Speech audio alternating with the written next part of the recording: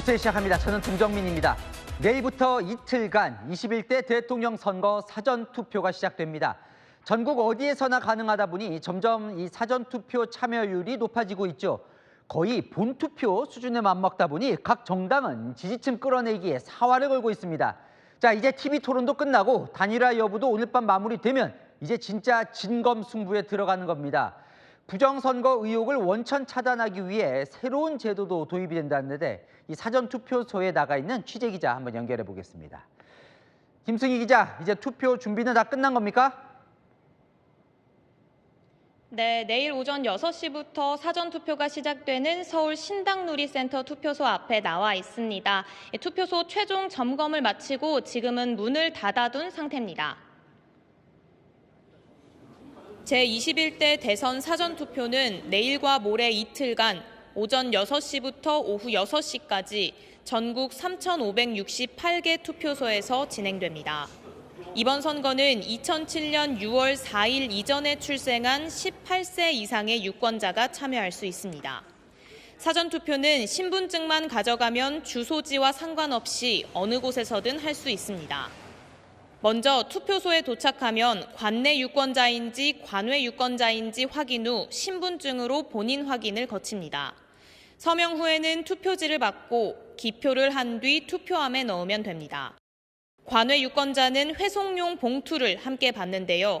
투표용지를 봉투에 담아 투표함에 넣어야 합니다. 이번 사전투표는 공정성 시비를 차단하기 위한 여러 장치가 도입됐습니다. 투표소별로 매시간 투표자 수가 공개될 예정입니다. 기존엔 선거인 주소지를 기준으로 한 사전 투표자 수만 공개했다면 투표소별 실제 투표자 수를 공개하는 방식입니다. 투표함 관리에도 더 신경을 씁니다. 시도 선관위를 찾아가면 대형 CCTV 화면을 통해 관할 선거구의 사전투표함 보관 상황을 실시간으로 볼 수 있습니다. 공정선거 참관단 제도도 새로 도입됐습니다. 시민단체 교수 등 30명이 지난 26일부터 오는 1일까지 사전투표 전 과정을 참관합니다. 지금까지 신당누리센터 투표소에서 전해드렸습니다. 여러분들은 어디서 투표하실 생각이십니까? 세 후보 모두 내일 사전투표 첫날 투표하는데요. 이 각각 다른 장소에서 합니다. 전국 어디든 가능하니 가장 필요한 곳을 간다는데요. 손인혜 기자가 전해드립니다. 이재명, 김문수, 이준석 세 후보가 일제히 내일 사전투표 첫날 투표합니다. 이재명 민주당 후보는 대학가인 서울 신촌을 투표 장소로 선택했습니다. 20대 청년 4명과 함께 투표하며 청년 지지층을 투표장으로 끌어내겠다는 전략입니다. 정은경, 강금실 등 선대위원장 8명도 일제히 내일 첫날 사전투표에 나섭니다. 계엄군이 가지고 국회를 침탈하려 했던 M16 자동소총 총탄보다 우리 국민들 한 분 한 분이 가진 투표가 훨씬 더 강하다는 그 사실을 꼭 증명해 주시기 바랍니다. 김문수 국민의힘 후보는 이재명 후보의 지역구 인천 계양에서 사전투표를 합니다. 지역 당협위원장인 원희룡 전 의원과 함께 투표하며 이 후보를 정면 겨냥하는 전략입니다.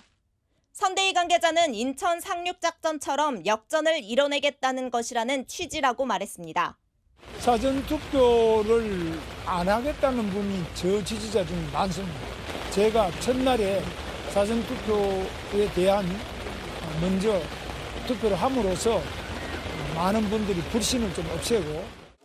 이준석 후보는 본인 지역구인 동탄에서 투표에 나섭니다. 일하느라 바쁘고 학교 가느라 바쁘고 평일에 투표하기 어려울 수도 있습니다. 하지만 점심시간에 잠깐 짬을 내서라도 대한민국 미래를 위한 선택에 동참해 주십시오. 각 당 모두 투표율이 높을수록 유리하다고 보고 있습니다. 민주당은 평일에만 사전투표가 진행되다 보니 직장인들의 저조한 참여를, 국민의힘은 부정선거를 의심하는 지지층이 사전투표를 외면할까 봐 우려하고 있습니다. 채널A 뉴스 손인혜입니다. 이준석 개혁신당 대선 후보가 어제 TV 토론회에서 한 발언이 논란입니다. 여성의 신체에 대한 표현이었는데요. 비판이 쏟아지자 사과는 하면서도 이 중요한 검증이었다는 입장은 유지했습니다. 이현재 기자입니다. 후보가 발언을 이준석 개혁신당 후보가 권영국 민주노동당 대선 후보에게 질의하는 과정에서 인용한 여성 신체 관련 문구가 논란입니다. 이런 얘기를 했다 그러면 이거는 여성 혐오에 해당합니까? 아닙니까? 이재명 민주당 후보의 아들이 작성했다는 의혹을 받는 글을 우회적으로 언급한 것으로 보입니다. 당장 여성 혐오 발언이라는 논란이 불거졌습니다. 이 후보는 오늘 아침까지만 해도 왜곡된 성의식에 대해 판단 못하는 후보들은 자격이 없다며 이재명, 권영국 두 후보를 겨냥했습니다. 대선 후보의 성범죄에 대한 기준과 가치관을 묻는 게 왜 문제인지 모르겠다는 글도 잇따라 올렸습니다. 하지만 논란은 계속됐고 유세 현장에서는 한 여성이 이 후보에게 항의하기도 했습니다. 왜 제가 어떻게 순화해서 표현해야 될지를 저는 솔직히 알지 못합니다. 사과하실 수가 죄송합니다. 예, 그 발언을 그치게 돼 가지고 다른 제안이 있다. 결국 이 후보는 사과했습니다. 물론 그것을 보시면서 불편한 국민들이 있을 수 있다는 것은 저도 알고 있었고 그리고 그에 대해 가지고는 제가 심심한 사과를 하겠습니다. 그러면서도 해당 언행이 사실이라면 충분히 검증이 필요한 사안이라고 본다며 뜻을 굽히지 않았습니다. 채널A 뉴스 이현재입니다. 민주당은 이준석 후보의 발언에 맹폭을 가했습니다. 후보 사퇴까지 요구하고 나섰는데요. 자, 이참에 중도 표심을 확실히 가져오겠다는 전략으로 보입니다. 국민의힘은 이재명, 이준석 두 후보를 모두 저격했습니다. 정현주 기자 보도 보시고 이준석 후보에게 직접 물어보겠습니다. 이재명 민주당 후보는 이준석 개혁신당 후보의 어제 TV토론 발언을 비판했습니다. 대선이 혐오의 언어들로 채워지고 있다며 대통령 후보로서 부끄러움을 금할 수 없다는 글을 올렸습니다. 그냥 뭐 안타깝다 이 정도 하겠습니다. 민주당 인사들은 종일 이준석 후보를 향해 맹폭을 퍼부었습니다. 구제불능의 혐오 선동가 이준석 후보는 정계를 떠나기 바랍니다. 국민의 선택을 더럽히지 말고 후보직에서 사퇴하십시오. 김용민 민주당 의원은 국회의원도 제명하고 모든 방송에서 퇴출시켜야 한다고 직격했습니다. 민주당은 선거 막판 이준석 후보가 노리는 중도 표심을 확실히 차단할 기회로 보는 분위기입니다. 이 후보는 오늘 여성가족부를 성평등 가족부로 확대 개편하겠다며 출렁인 젠더 표심을 겨냥했습니다. 국민의힘은 이재명, 이준석 두 후보를 동시 겨냥했습니다. 김문수 대선 후보는 SNS에 온라인 성범죄 처벌 강화라는 한 줄 공약으로 이재명 후보 아들 관련 논란을 부각했습니다. 김용태 비대위원장은 이준석 후보가 제 옆에 있었으면 혼났을 것이라고 지적했습니다. 채널A 뉴스 정현주입니다. 네, 이준석 개혁신당 대선 후보 연결돼 있습니다. 네, 나와주셔서 감사합니다. 네, 안녕하십니까. 예, 일단 지금 이슈가 되는 것부터 여쭤볼게요. 어제 토론회 발언으로 여성단체로부터 고발도 당하셨는데 이 발언이 논란이 될 걸로 예상하지 못하셨습니까? 전혀 예상하지 못했습니다. 왜냐하면 뭐 다소 이제 원래 발언이 워낙 세기 때문에 아무리 제가 톤다운 한다 하더라도 어느 정도는 좀 센 발언이긴 하지만은 원래 이 말을 한 사람이 이 글을 쓴 사람이 따로 있는 상황 속에서 그것을 인용해가지고 질문한 저에게 이렇게 비난할 거란 예상 못했습니다. 심심한 사과를 하셨는데 좀 어떤 부분에 대해서 사과를 하신 건가요? 사실 원문이 워낙 이제 강하다 보니까 그것을 뭐 순화시키는 표현을 썼음에도 불구하고 거기서 다소 불쾌했을 만한 표현이 있을만 지점에 대해 가지고 제가 심심한 사과를 한다 이렇게 말씀드렸습니다. 사실 이재명 후보의 발언을 비판하려는 의도였는데 오히려 이재명 후보가 혐오 언어로 대선이 채워져 부끄럽다고 오늘 얘기를 했습니다. 민주당이 오히려 총공세를 펴고 있습니다. 저는 민주당이 지금 선거 막판에 계속 이재명 후보가 TV토론에서 회피하면서 수세에 몰렸던 것을 만회하기 위해 가지고 그런 정치적 주장을 하고 있는 것으로 보이지만 토론회를 다 지켜보신 분들은 어떤 상황인지 알고 계실 것이다 이렇게 봅니다.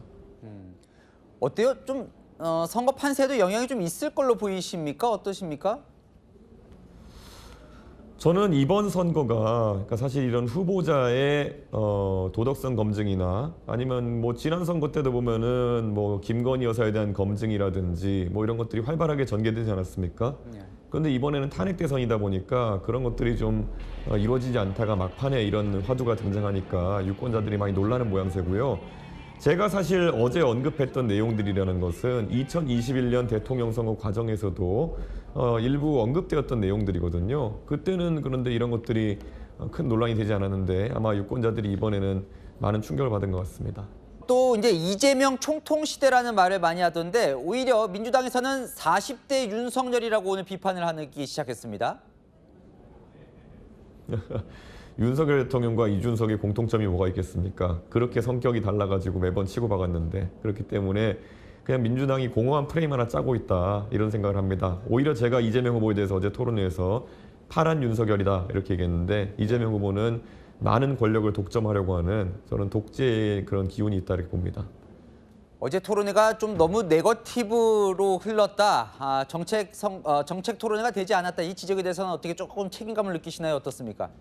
이재명 후보가 답을 회피하고 극단적이시네요. 이렇게 말하고 했던 것을 기억하실 겁니다. 그래서 사실 정책 토론을 가장 열심히 하려고 했던 후보는 저 이준석이다 이렇게 말씀드리겠습니다.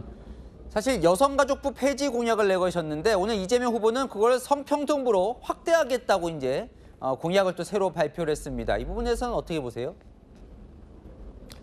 이재명 후보는 주변에 그런 어떤 여성계 카르텔이라고 할 만한 세력에서 영향을 계속 받는 것이 아닌가 제가 의심하게 됐습니다. 왜냐하면 지금 여가부를 저희가 폐지하겠다 한 것은 여가부에서 실제로 수행하는 사업이나 이런 것들이 억지로 이제 만들어낸 것 같은 느낌이 많이 들 정도로 부처의 수명이 다했다는 게 저희 평가인데요.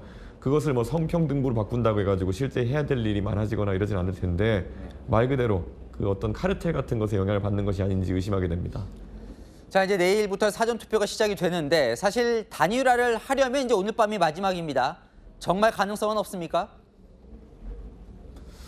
저는 단일화라는 것에 대해서 한 번도 관심을 보인 적이 없고 또 그에 대해 가지고 뭐 어떤 절차나 이런 걸 고민해 본 적도 없습니다. 저는 일관되게 말을 했기 때문에 제 말이 바뀌는 것도 아니고 마음이 바뀌는 것도 아니기 때문에 저는 제 입장 유지해 나가려고 합니다.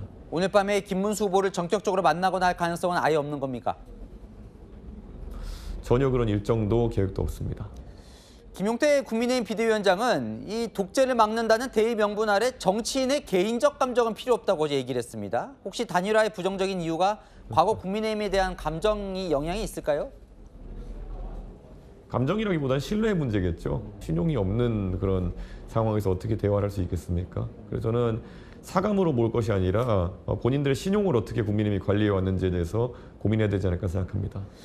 자, 오늘 이제 마지막 공표 가능한 여론조사를 보면 사실 동탄 모델로 승리하겠다는 말씀을 하셨는데 그러기에는 좀 너무 1위와 아직 많이 벌어져 있는 거 아닌가라는 생각도 들던데 어떻게 판세 보십니까? 과거의 동탄 모델에서도 결국 깜깜이 기간 속안에 11% 가까운 상승을 이뤄냈던 것처럼 저는 충분히 가능하다 보고요. 특히 미디어 선거의 성격을 띠는 이 깜깜이 기간 속에는 전국 단위로 표심 변화가 급격하게 일어날 수 있다 이렇게 판단하고 있습니다. 근데 사실 이제 얼핏 생각하면 이제 뭐 TV 토론도 더 이상 없고 뭐 드러나는 여론조사도 없고 뭐 단일화도 안 하신다면 뭔가 반전의 변수가 없는 거 아닌가라는 생각도 드는데 아닌가요? 저는 뭐 제가 이제 무방 유세를 하겠다 그러면서 굉장히 열심히 선거운동을 하겠다는 의지를 밝혔고요. 예. 무엇보다도 지금 아직까지 표심을 결정하지 못한 유권자들이 상당수 선택할 것이다 이렇게 생각합니다. 예, 오늘 인터뷰에 응해 주셔서 감사합니다. 지금까지 이준석 개혁신당 후보와 이야기 나눠봤습니다. 고맙습니다. 네, 감사합니다.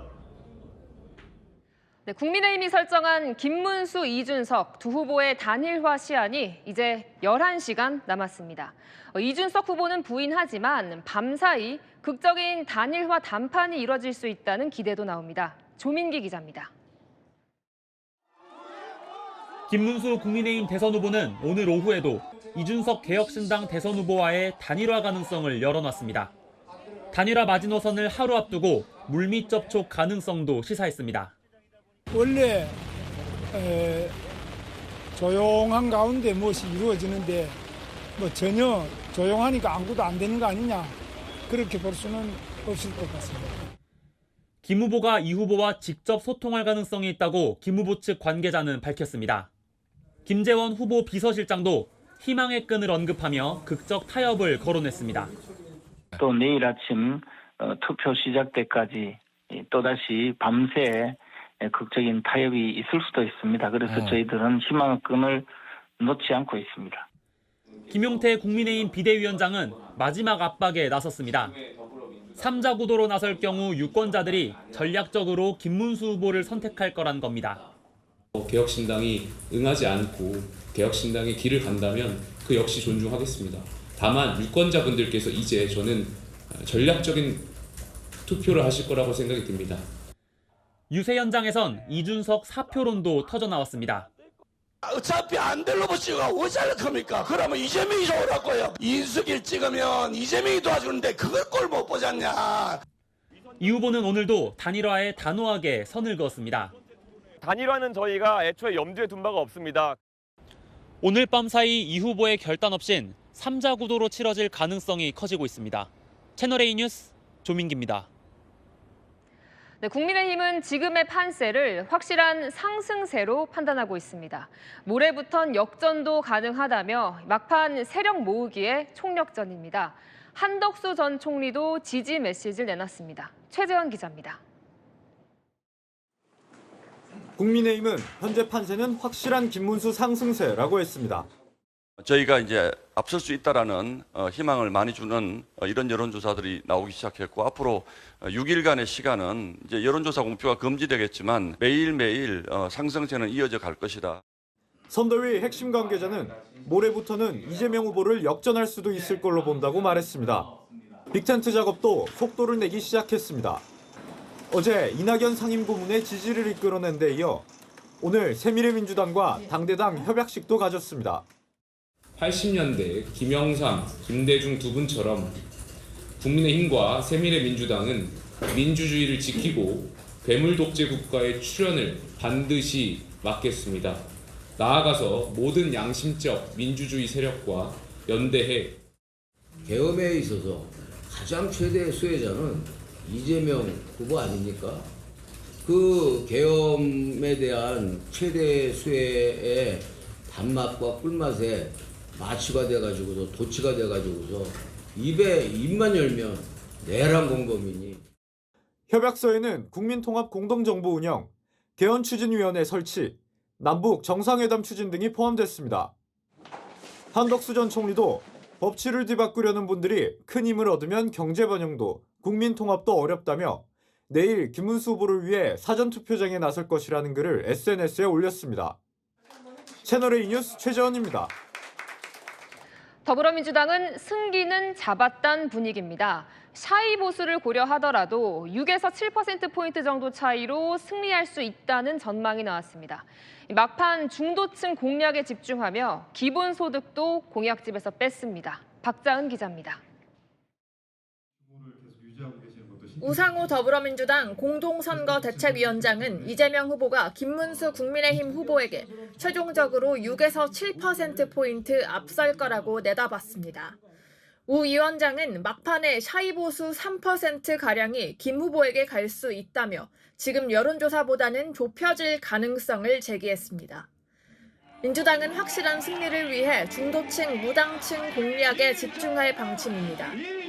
중도 보수층에서 논란이 있는 기본소득은 정책 공약집에서 최종 빠졌습니다.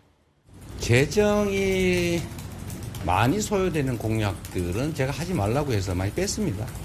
예를 들면 기본소득 공약이나 이런 건 빠져 있겠죠. 공약 이행에 5년 동안 210조 원 재정이 들어간다며 경제 회복과 성장에 집중하겠다고 했습니다. 정부 조직 개편도 기후에너지부 신설과 기획재정부 정리 외엔 손대지 않겠다고 했습니다. 갈등의 소지를 줄이고 일만 하겠다는 취지입니다. 민주당 선대위 핵심 관계자는 중도층이나 무당층에서 김문수, 이준석으로 가는 형국이라며 샤이보수가 결집할 수 있어 변동 여지가 있다고 분석했습니다. 이 후보는 유세 마지막 날 영남 지역을 찾으며 중도보수 공략에 끝까지 총력을 기울일 계획입니다. 채널A 뉴스 박자은입니다. 앞으로 대선까지 남은 6일은 표심 흐름을 알 수 없는 블랙아웃 기간입니다. 오늘 마지막 여론조사가 쏟아졌는데요. 현재 판세는 어떤지 김민곤 기자가 분석해봤습니다.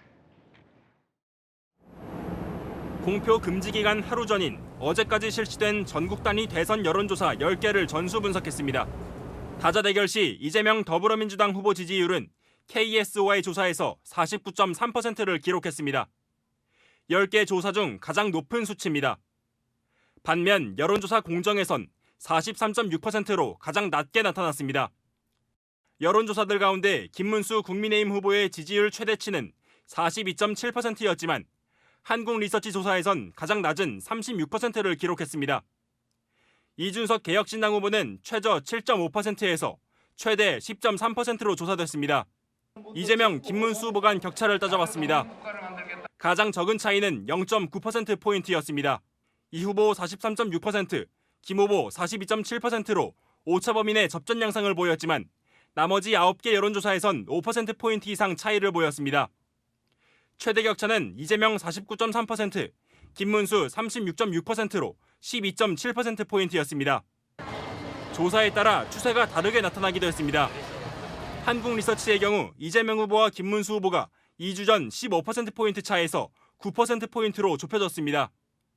반면 리얼미터 조사에선 이재명 후보가 직전 조사보다 2.6%포인트 상승하고 김 후보는 0.8%포인트 하락하면서 격차를 더 벌렸습니다.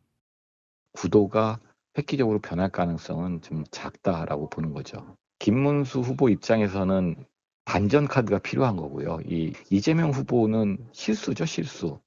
여론조사 공표가 금지되는 엿새간 굳히기와 추격전의 성패가 최종 결과를 가릴 것으로 보입니다. 채널A 뉴스 김민곤입니다. 네, 대선 승부처를 찾아가는 대선 더 스팟. 오늘은 8번 연속 대통령 당선자를 마친 대선 족집게 지역 청주 흥덕구로 가봅니다. 이혜주 기자입니다. 저는 지금 대선 족집게 지역에 나와 있습니다. 오송역이 있는 충북 청주 흥덕구인데요. 8번 대선 연속으로 흥덕구 1위 후보가 대통령에 당선됐습니다. 이번 대선 흥덕구 민심은 누굴 향하고 있을까요?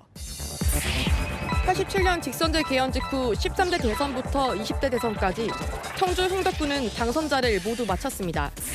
특히 지난 대선 당시 1위 윤석열 후보의 흥덕구 득표율은 48.13%, 전국 득표율과 불과 0.43%포인트 차였습니다.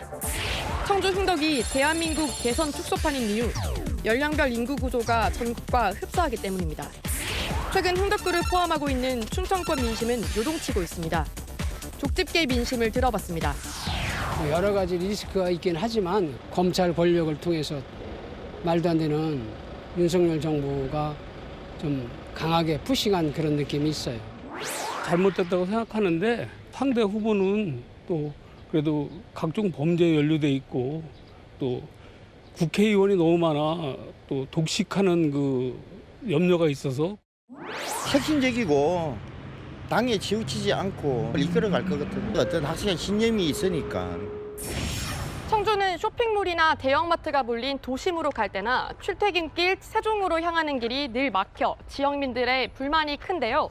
세 후보 모두 충청을 하나의 경제권으로 묶는 교통 공약을 내놨습니다. 충청권 광역급행철도인 CTX를 만들어 세종시, 오송역, 청주공항 등 지역 주요 거점을 연결하겠다는 구상입니다. 공항도 있고 기차역도 있고 버스도 좀 많은데 도심에서 좀 멀기도 하고 좀 더 원활하게 이동이 가능하지 않을까. 대선 족집게 지역 청주 유권자들은 어느 후보를 선택할까요? 대선 더 스팟 채널A 뉴스 이혜주입니다. 각 정당은 오늘 일제히 현장으로 내려가라고 지시했습니다. 그야말로 전국에서 현장 유세 백병전이 시작됐습니다. 현장에 간 후보들을 쫓아가 보겠습니다. 자, 먼저 서울 중원을 공략한 이재명 민주당 대선 후보 유세 현장에 이서영 기자 나가 있습니다. 자, 이 기자 왕십리 여기에 가 있다고요? 네, 이재명 더불어민주당 대선 후보는 조금 전까지 이곳 왕십리역 광장에서 퇴근길 시민들을 만났습니다. 내일이 사전투표 첫날인 만큼 꼭 투표해달라고 호소했습니다. 앞서 광진구 어린이대공원 앞 유세에서는 윤석열 전 대통령을 직격했습니다. 영구적으로 내가 이 나라 지배자 해야지, 통치자 해야지 라고 해서 한 게 바로 그 정신 나간 계엄 아니겠습니까, 여러분? 약간 여기에 문제가 생긴 거 아니겠어요? 박근혜 전 대통령, 이명박 전 대통령, 한덕수 전 국무총리도 한데 묶어 비판했습니다. 무능한 국정농단으로 쫓겨나신 분, 부정부패 저지르다가 쫓겨나 감옥 가신 분, 그리고 어쨌든 뭐 총리를 하셨다는데 이 내란 동조 후보를 돕는다. 유튜브 생방송에서는 개미 투자자 표심을 겨냥해 코스피 코스닥 지수를 추종하는 ETF에 1억 원을 투자하겠다고 말했습니다. 국장 탈출은 지능순 이러면서도 하도 많이 탈출을 해가지고 다 돌아오게 해야죠. 강력하게 지금 성장 드라이브를 걸 거라서 우리가 또 추진력이 있잖아요. 지금까지 왕십리역 광장에서 전해드렸습니다. 김문수 국민의힘 대선 후보는 영남으로 내려갔습니다. 전통 지지세를 총결집해 동남풍을 일으켜보겠다는데요. 지금 대구로 향하고 있다는데, 자, 백승현 기자, 거긴 비가 오나 보군요. 아직 도착은 안 했습니까? 네, 김문수 후보는 잠시 후 제가 서 있는 이곳 대구 동성로에서 오늘의 마지막 집중 유세를 이어갑니다. 김 후보는 자신의 고향인 경북 영천에서 유세를 마친 뒤 이리로 오고 있습니다. 영천 시민 여러분 안녕하십니까? 반갑습니다. 고향이 좋기는 좋습니다. 부산, 경남, 경북으로 가는 강행군 속에 김 후보는 계속해서 옷을 갈아입었습니다. 대형 산단이 들어선 창원에서는 근로복장과 작업복, 야구의 고장 부산에서는 롯데자이언츠 유니폼을 입고 나타났습니다.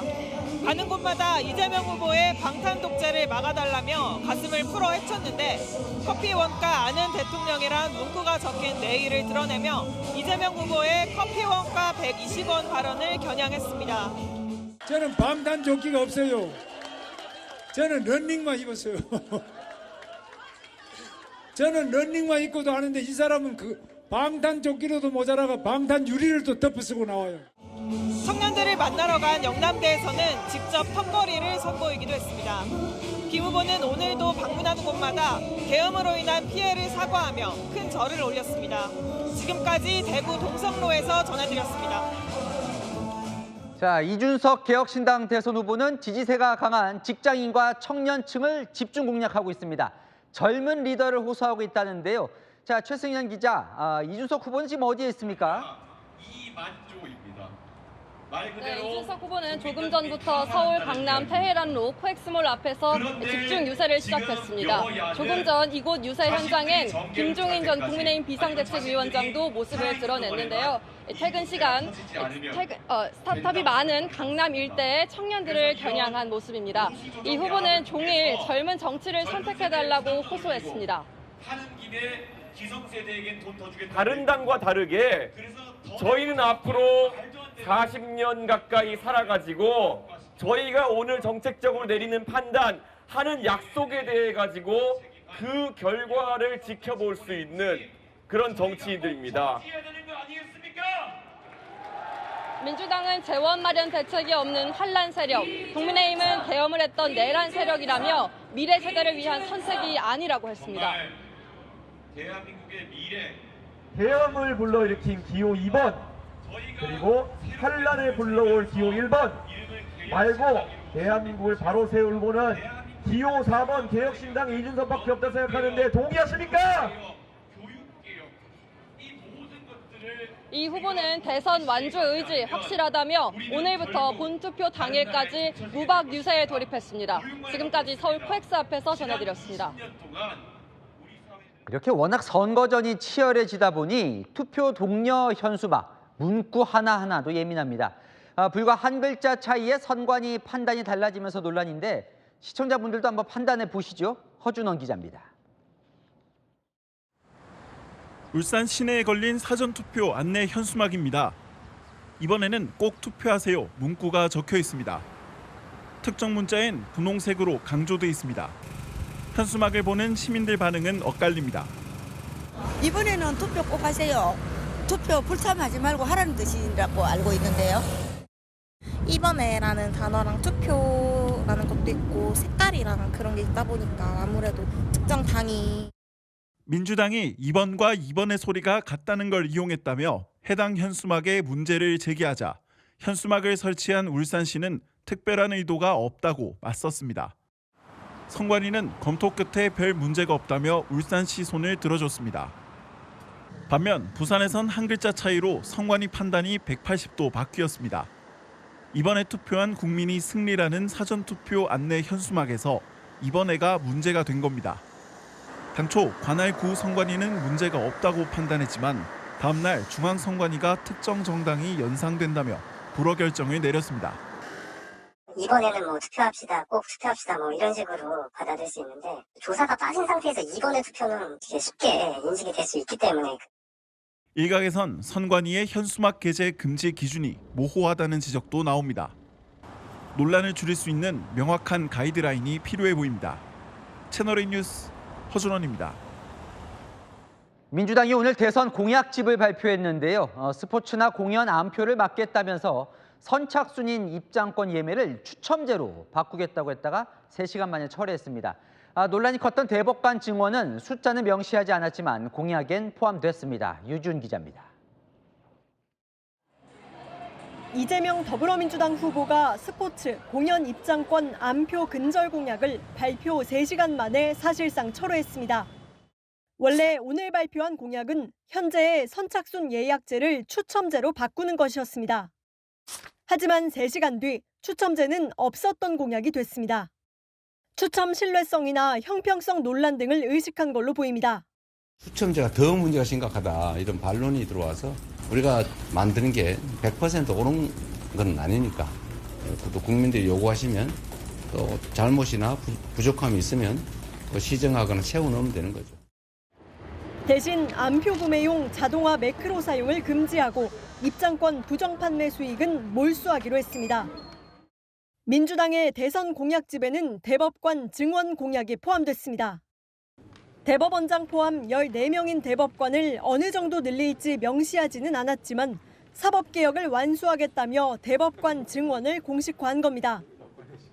지난 21일 국회 법제사법위원장인 정청래 민주당 의원도 대법관을 반드시 증언한다며 이재명 정부가 탄생하면 곧바로 처리할 것이라고 예고했습니다. 민주당은 그제 대법관을 100명으로 늘리는 법원조직법 개정안을 철회하기로 했지만 30명으로 늘리는 법안은 철회하지 않았습니다.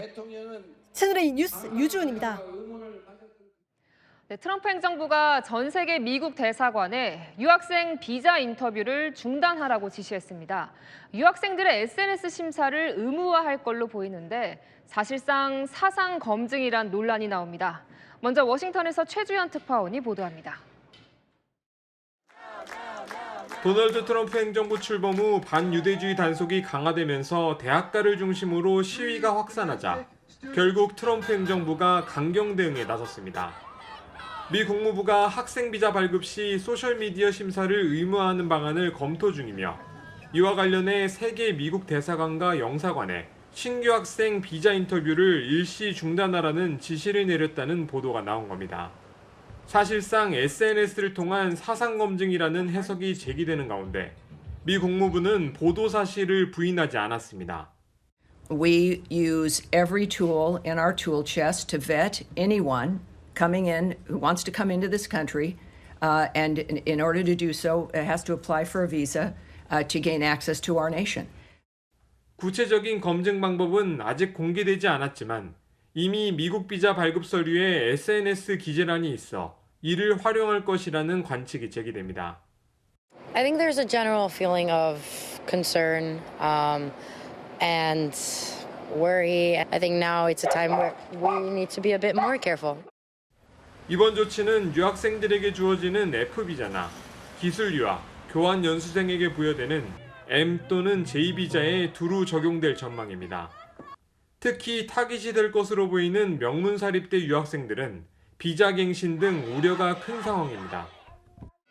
미국 현지 매체들은 유학생을 통해 재정을 확보해온 다수의 대학들이 이번 사태로 심각한 타격을 입을 것이라고 분석했습니다. 워싱턴에서 채널A 뉴스 최주현입니다.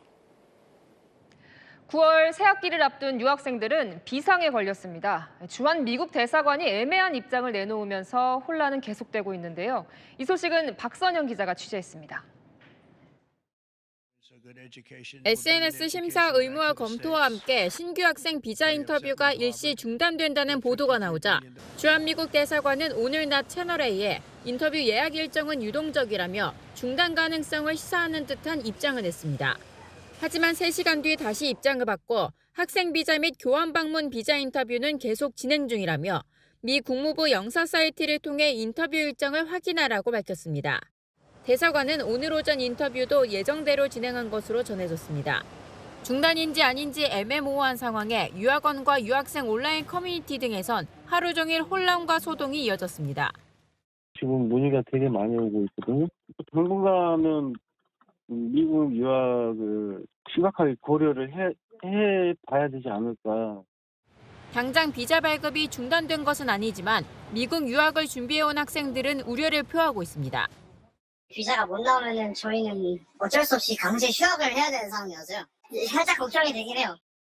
현재 미국에 나가 있는 한국 유학생들은 약 4만 명으로 인도, 중국에 이어 3번째로 많은 것으로 알려졌습니다. 채널A 뉴스 박선영입니다.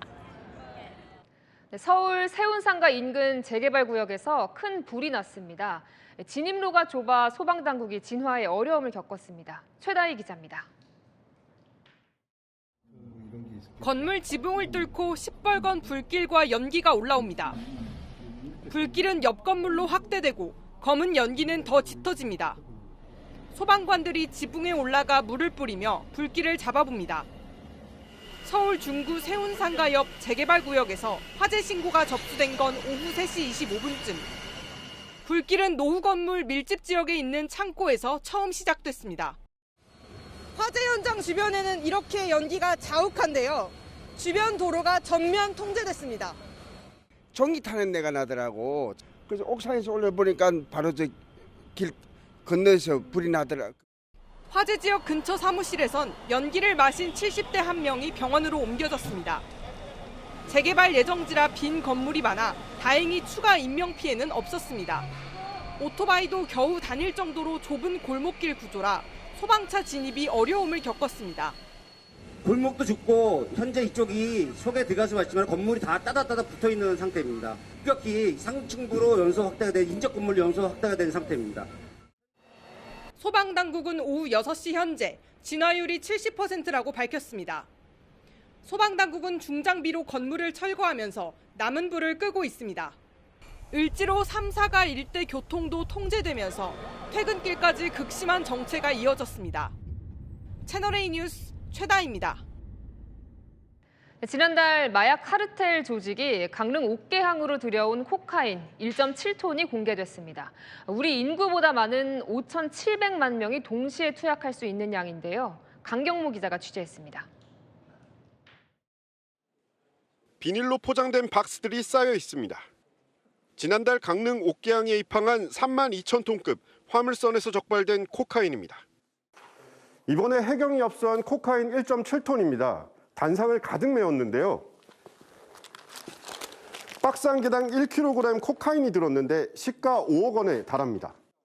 발견된 박스는 1,690개. 우리나라 인구보다 많은 5,700만 명이 한꺼번에 투약할 수 있는 양으로 시가로 8,450억 원에 달합니다. 배후엔 선원들이 있었습니다. 이들은 중남미 마약 조직과 짜고 페루 인근 공해상에서 코카인을 몰래 실었습니다. 이후 충남 당진항과 중국을 거쳐 강릉에 들어왔습니다. 일본 공해와 제주, 당진항 인근, 중국 근해 등에서 4차례 마약 전달을 시도했습니다. 코카인 뭉치가 매달린 구명안에 GPS와 조명을 설치한 뒤 바다에 띄우면 조직원들이 수거하는 방식입니다. 하지만 기상악화로 연거푸 실패했고 옥계항을 떠난 뒤 또다시 해상에서 마약을 넘기려 했습니다. 아시아 마약상 여기하고 이제 연결을 해가지고 우리나라 근해로 해가지고 이제 하역을 시독을 총 4차례 했습니다. 4번. 이 인접국으로 유입이 된다면 저희 나라도 과연 안전하지 않았을 것이라고 제가 판단을 하고 있습니다. 해경은 필리핀 국적 선원 4명을 구속 송치하고 앞서 하선한 선원 4명은 인터폴 적색 수배를 요청했습니다. 채널A 뉴스 강경모입니다. 아프지 않고 건강하게 사는 기간을 건강수명이라고 하는데요. 지역에 따라 크게는 10년 가까이 차이가 났습니다. 이다혜 기자가 전합니다. 헬스장에서 운동 중인 76세 박학수 씨. 건강관리에 각별히 신경 씁니다. 신경을 많이 쓰죠. 등산이라든가 주로 이제 일주일에 한 3번, 4번 테니스도 치고 당구장에서 당구도 치고 다양한 취미 활동을 합니다. 신체적, 정신적 질병 없이 사는 건강수명을 지역별로 따져보니 경기 과천시가 74.22세로 가장 높았습니다. 연령대 있으신 분들이 오히려 더 운동에 대한 의지가 더 높으신 것 같습니다. 80대, 90대 분들도 되게 정정하신 분들도 많으시거든요. 건강에 대한 관심도가 높다 보니 어르신 운동 프로그램이나 걷기 사업 등 맞춤형 보건 사업을 운영하고 있습니다. 성남 분당구, 용인 수지구, 서울 서초구 등이 뒤를 이었습니다. 건강수명이 가장 짧은 곳은 64세 정도인 부산 영도구로 과천과 10살 가까이 차이가 납니다. 특히 상위 10개 지역 중 80%는 수도권 신도시와 강남 3구에 집중됐습니다. 소득 수준에 따라서 상당한 건강수명 차이가 나고 있는 거죠. 이제 저소득층은 이제 흡연, 위음주, 그다음에 신체 활동 부족 등의 이제 건강 위험 행태에 많이 노출이 되어 있고, 건강 불평등 해소를 위해 주거나 생활 환경 개선이 필요하다는 조언입니다. 채널A 뉴스 이다혜입니다. 동네 구석구석을 누비며 밤낮으로 살피는 순찰대가 있습니다. 바로 반려견들인데요. 홍란 기자가 취재했습니다. 얼핏 보면 산책을 나온 것 같지만 5살 말티푸 달콩이가 하는 일은 동네 순찰입니다. 비어있는 건물 안과 골목 곳곳을 꼼꼼하게 살핍니다. 포트홀이 많이 생기잖아요. 보행자가 다칠 수 있어서 야간 순찰 시에 그런 부분 유심히 보고요. 작은 체구에 귀여운 표정을 짓고 있지만 벌써 3년째 동네를 지켜온 베테랑 순찰대입니다. 달콩이는 순찰 때는 간식을 잘 먹질 않아요. 순찰에만 집중하거든요. 늦은 저녁 한두 시간씩 동네를 살피는 반려견 순찰대. 이미 유명한 호두와 달콩이를 포함해 올해도 1,500마리가 활약합니다. 순찰대는 견주 명령을 얼마나 잘 따르는지, 산책할 때 딴 길로 새지는 않는지, 공격성은 없는지 시험을 거쳐 선발됐습니다. 선발되면 무인 점포나 둘레길 같은 범죄 취약 지역을 돌아보고 길을 잃은 어르신들을 찾는 데 나서게 됩니다. 반려견들의 낮은 눈높이와 뛰어난 후각이 역할을 하는 겁니다. 지난해엔 1,700여 팀이 서울 전역을 8만 7천 회가 넘게 순찰했고 112에 신고한 건만 470건이 넘습니다. 서울시는 오는 7월 하반기 반려견 순찰대를 추가 모집할 계획입니다. 채널A 뉴스 홍란입니다.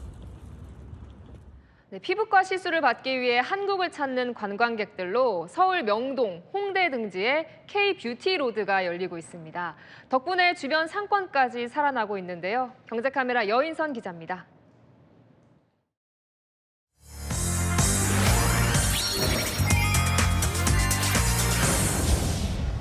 보시는 것처럼 코로나로 빠져나갔던 외국인 관광객이 돌아오면서 이곳 명동은 인산이 됩니다.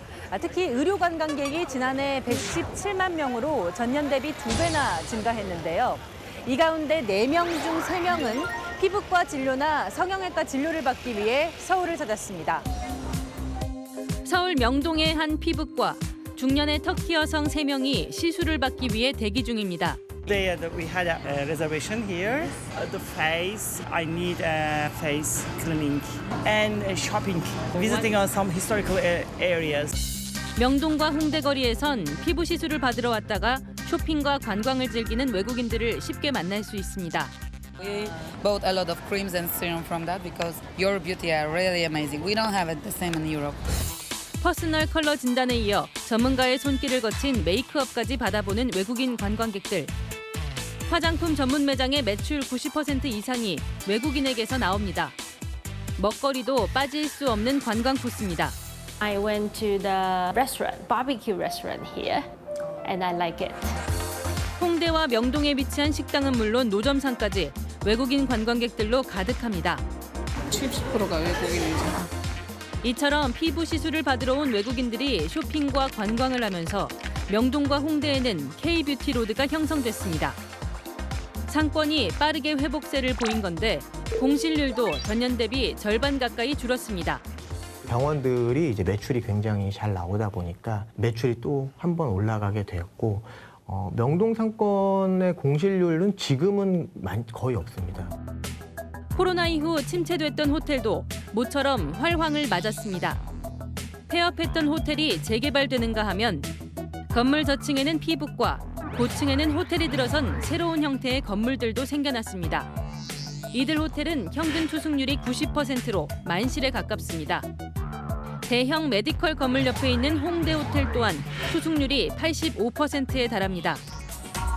K-뷰티 흥행으로 병원과 상권이 결합한 K-메디컬 산업은 2031년 11조 원 규모까지 성장할 것이란 전망이 나옵니다. 경제카메라 여인선입니다. 세탁기가 흐린 뉴욕의 하늘을 깨끗이 빨고 광화문 광장에서는 오징어 게임이 펼쳐집니다. 실제처럼 생생한 초현실 광고가 소비자들 눈길을 사로잡고 있습니다. 안건우 기자입니다. 먹구름이 짙은 허드슨 강변에 거대한 세탁기가 솟아오릅니다. 구름을 깨끗하게 빨아 보송하게 말리자 뉴욕 하늘이 맑아집니다. 근육통에 시달리는지 잔뜩 얼굴을 찌푸리는 자유의 여신상.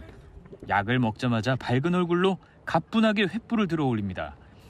서울 석촌 호수엔 막대 사탕으로 가득한 관람차가 등장하고 인천 송도 호수엔 거대 멸치가 출몰합니다. 여기가 어디냐는 댓글부터 진짜인 줄 알고 가볼 뻔했다는 반응도 나옵니다. 모두 친숙한 명소의 그래픽을 입힌 가상 5개 광고입니다. 상상력을 자극할 수 있는 데다가 모바일에서 소비되는 쇼츠 형식에 딱 맞는 형식이라 SNS를 중심으로 인기를 끌고 있습니다. 위트 넘치는 아이디어로 제품을 알리는 것은 물론 기업 이미지까지 개선할 수 있어 가상 5개 광고 경쟁이 치열해질 전망입니다. 채널A 뉴스 안건우입니다. 영국 국왕인 찰스 3세가 영연방 국가인 캐나다에서 왕좌의 연설로 불리는 의회 개회 연설에 나섰는데요. 캐나다를 미국으로 편입하려는 트럼프를 에둘러 비판했습니다. 이 연설 직후 트럼프는 또 캐나다를 조롱했습니다. 송진섭 기자입니다. 빨간 제복을 갖춰 입은 28명의 기마병들이 대열을 맞춰 행진하고 그 뒤를 찰스 3세 영국 국왕과 카밀라 왕비가 마차를 타고 따릅니다. 의장대를 사열한 찰스 국왕은 자신을 보기 위해 모인 캐나다 시민들과 일일이 악수하며 인사를 나눴습니다.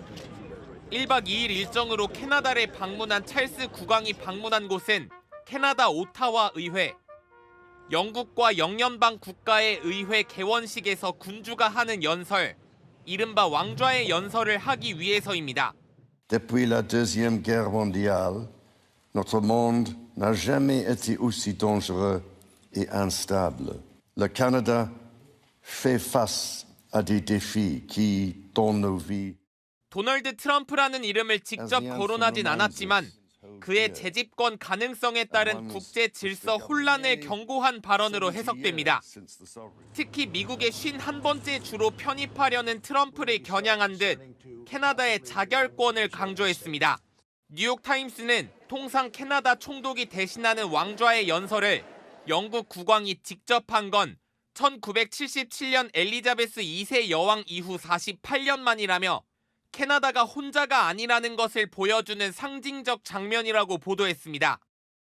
국왕의 연설이 끝난 직후 트럼프는 또다시 캐나다를 조롱했습니다.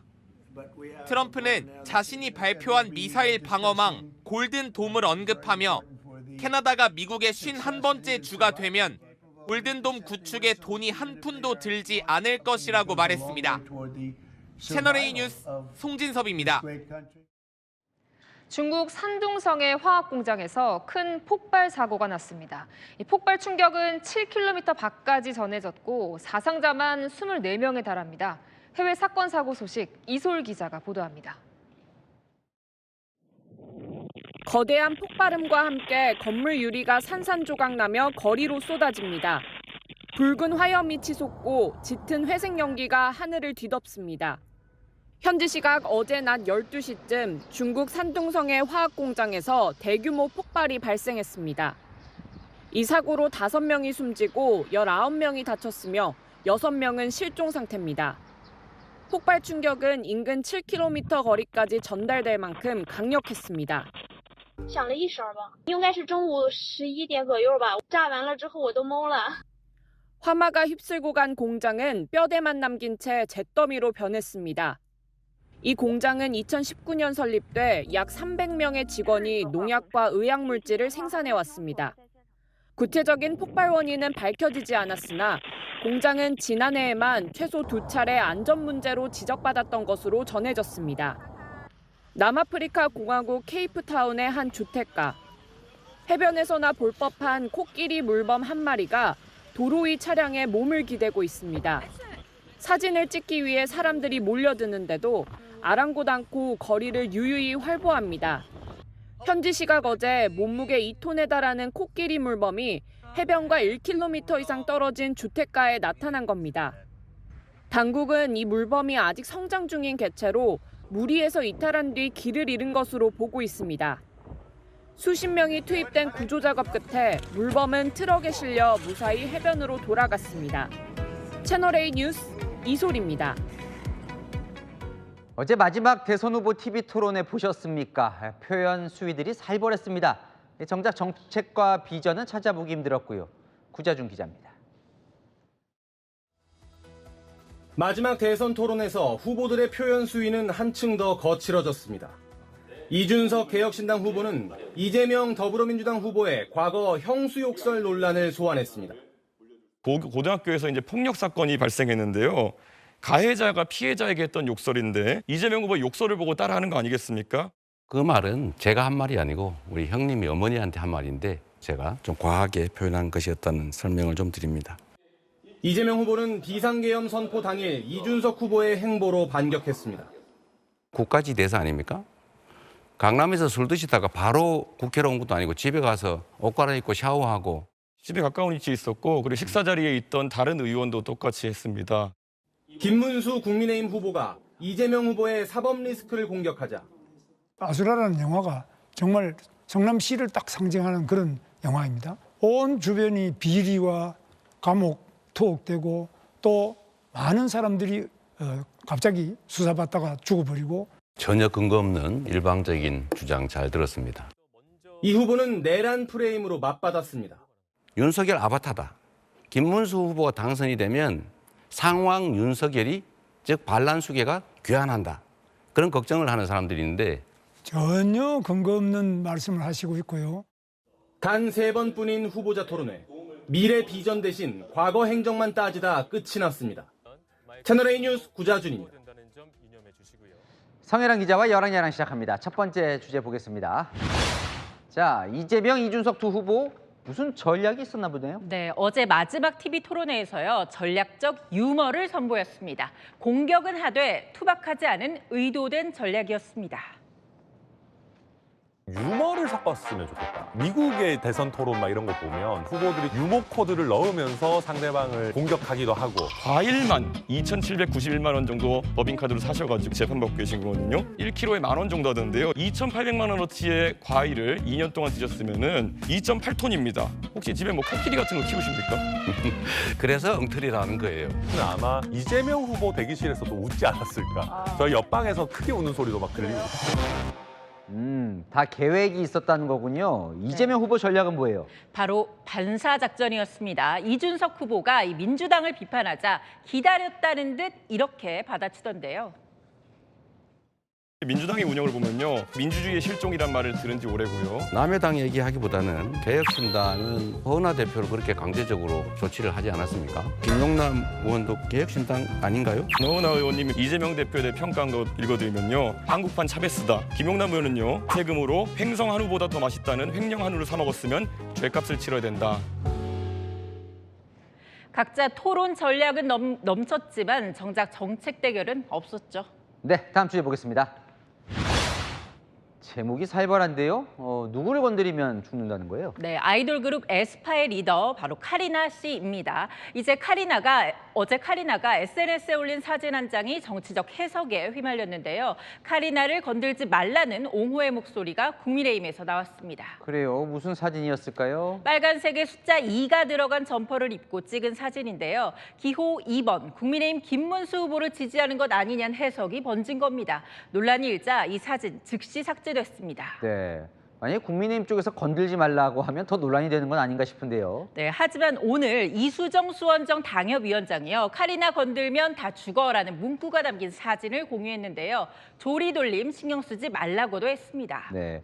그런데 카리나 씨는 뭔가 의도가 있었던 거예요? 네, 소속사는 일상 사진일 뿐 의도는 없었다고 해명했고요. 카리나 씨도 주의 깊게 행동하겠다며 사과했습니다. 연예계도 선거 앞두고 조심하는 모습이죠. 네, 하나 더 보겠습니다. 자, 방송인 홍진경 씨 유튜브에 새 후보가 다 나왔어요. 네, 오늘 본편이 나왔습니다. 대선 후보 3인방의 이 선거왕 찐 후보 대결. 가장 먼저 공개된 김문수 후보 영상부터 보시죠. 가장 힘들었던 순간은 고문받을 때 깨구리 뜨듯이 이 사람 푹 뛰어 살갗이 딱 까져가지고 피가 이렇게 쫙 흘려요. 가시기 전에 신청곡으로 불러볼까? 못 잊을 사람아. 됐죠? 운동권 노래 중에 군인의 노래. 나 그거 이거는 행진곡 비슷해요. 네, 노래를 불렀군요. 자, 다른 두 후보는요? 네, 말 잘한다고 소문난 이준석 후보도 이 사람 앞에선 겸손해진다는데요. 미국에 있을 때 대학 다닐 때 충격이었던 게 오바마 연설하는데 깜짝 놀랐어요. 말을 너무 잘해요. 말이나 이런 거로 사람을 사로잡는 거. 네, 저도 정치할 때 그런 걸 많이 모델링 하려고 해요. 연설 열심히 하고 이렇게 하는 거. 유세 기간 오바마를 연상시키는 소매 걷은 셔츠를 입기도 했죠. 가발 쓴 모습의 예고편으로 화제가 됐던 이재명 후보는 어땠을까요? 이거 369 이거 하지. 그 가발 한번 써. 진짜요? 나도 하지. 내 걸로 하지. 아주 좋아. 벌써 너무 좋아. 입담 펼친 새 후보, 이제는 찐 정책 경쟁으로 유권자 마음 얻는 선거왕 되길 기대해봅니다. 네, 지금까지 여랑야랑이었습니다. 밤까지 내륙 곳곳에 소나기가 내립니다. 경기 동부에 최대 40mm로 양이 많겠고 그 밖의 지역은 5에서 30mm가 되겠습니다. 내일 오후부터 다시 내륙에 소나기가 올 텐데요. 영남에 최대 30mm, 그 밖은 5에서 20mm 예상됩니다. 최근 소나기 예보가 잦은데요. 상층 찬 공기 아래 낮 기온이 올라 대기가 불안정하기 때문입니다. 따라서 돌풍과 벼락, 우박이 동반되겠고 시간당 10mm씩 강하게 올 수 있습니다. 내일 수도권은 대기질이 탁합니다. 호흡기 관리 잘해주시기 바랍니다. 내일 아침 기온 서울 16도로 평년과 비슷하고요. 낮 기온도 서울 26도, 광주 28도로 오늘만큼 덥겠습니다. 모레는 서울도 한낮에 28도까지 오르겠고 남해안에 소나기 예보 들어 있습니다. 날씨였습니다. 뉴스에 마칩니다. 시청해주셔서 감사합니다.